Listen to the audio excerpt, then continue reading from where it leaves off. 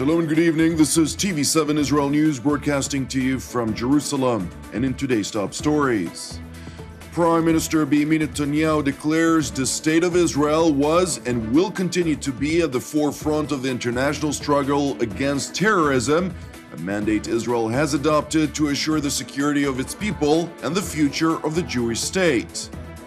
Defense Minister Avigdor Lieberman, in a meeting with Russian officials in Moscow, conveys Israel's concerns with regard to Iran's activity in Syria, in which it uses the Syrian territory as a base for smuggling arms to Hezbollah in Lebanon, a reality the Jewish state has declared as a decisive red line. Massive explosions were reported in the area of the Damascus International Airport in what multiple sources confirm was an Iranian arms shipment destined for Shi'ite Muslim militias fighting in the war-torn country, an attack attributed to the State of Israel.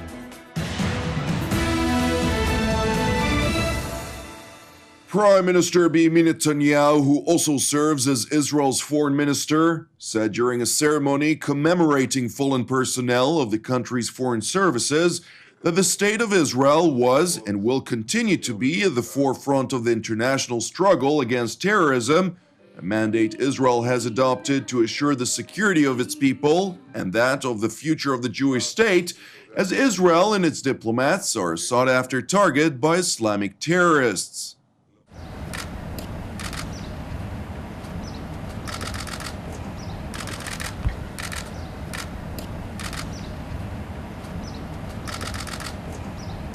אנשי הטרור אוחזים בהשקפה קנאית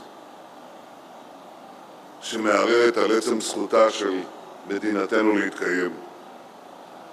ביניהם, כל נציג ישראלי רשמי הוא כתובת מועדפת. מדינת ישראל הייתה ותהיה ראש חץ במאבק העולמי בטרור. מחוללי הטרור לא ירתיעו אותנו, מבצעיו לא ינקו. Netanyahu further noted that many countries around the world have realized that they are not immune to the growing threat of Islamic terrorism, whether it is under the banner of Shi'ite Islam led by Iran or Sunni Islam led by the Islamic State.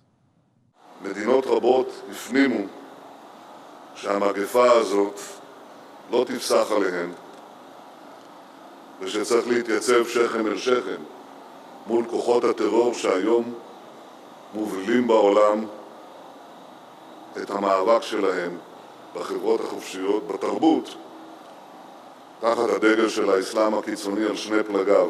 זה המונהג על ידי איראן וזה המונהג על ידי דאעש.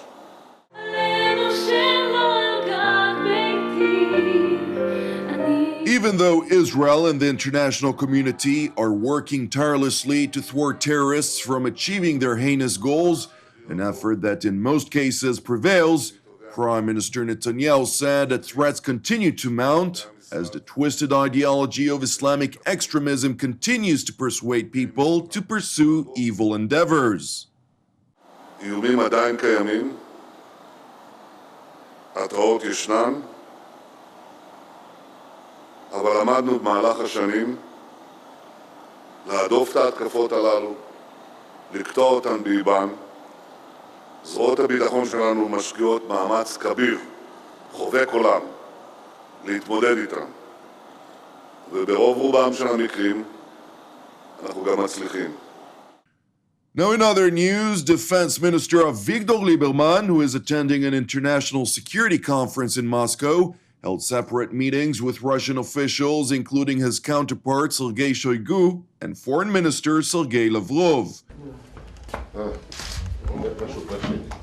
During those meetings, Israel's top defense official expressed Jerusalem's resolve in thwarting Iran's attempts to concentrate both its own troops as well as those of its proxy Hezbollah on Syria's southern Golan region that borders with Israel.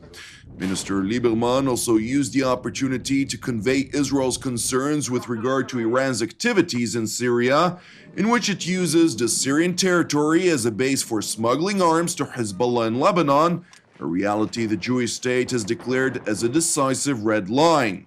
The Israeli defense minister also praised a coordinated mechanism between the IDF and the Russian forces in Syria, which he said had proven to be effective in preventing unnecessary friction between the two armed forces.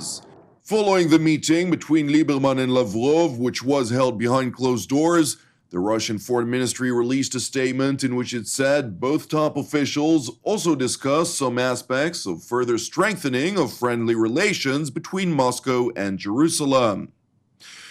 In related news, Russian Foreign Minister Sergei Lavrov met with his Saudi counterpart Adel al-Jubeir on the sidelines of the international conference in Moscow, during which the two top diplomats discussed the future of Syria, after which Riyadh declared it still believed there was no political future for President Bashar Assad, while demanded an end to what Minister Jubeir said was the meddling of Iran and its proxy Hezbollah in the Middle East.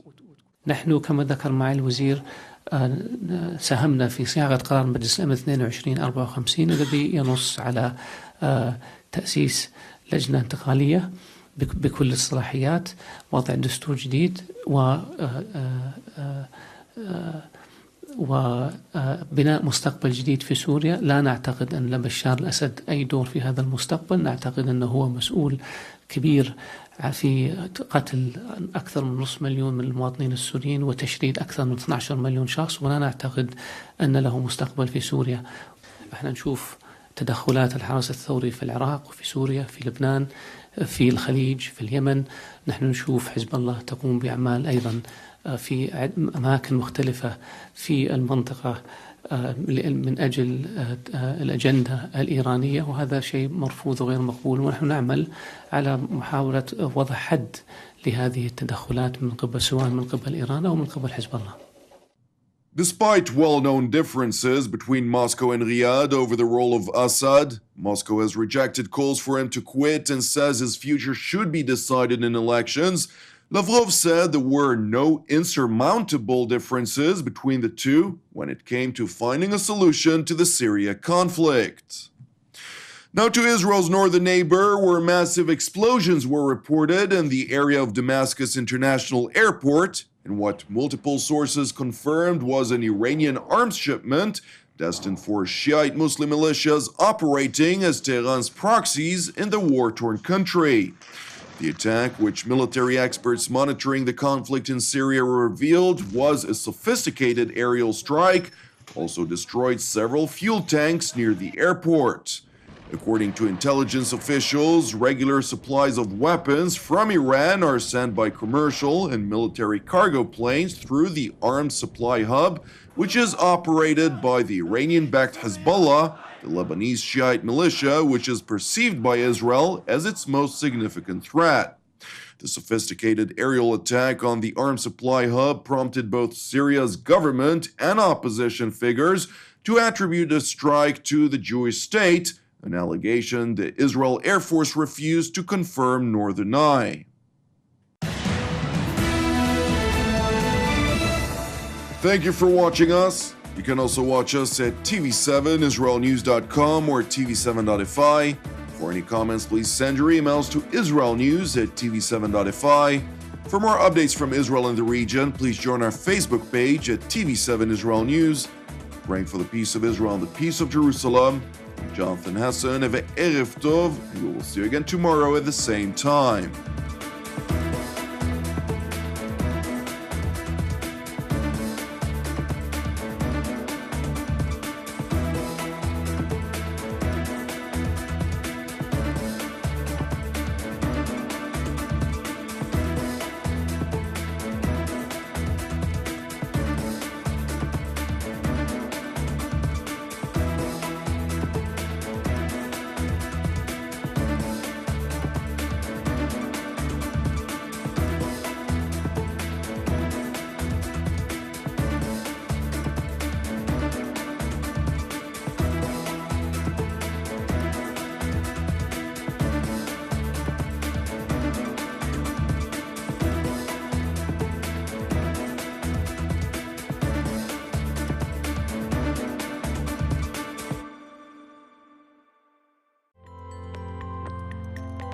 In order to donate to TV7 Israel News, please follow these simple steps.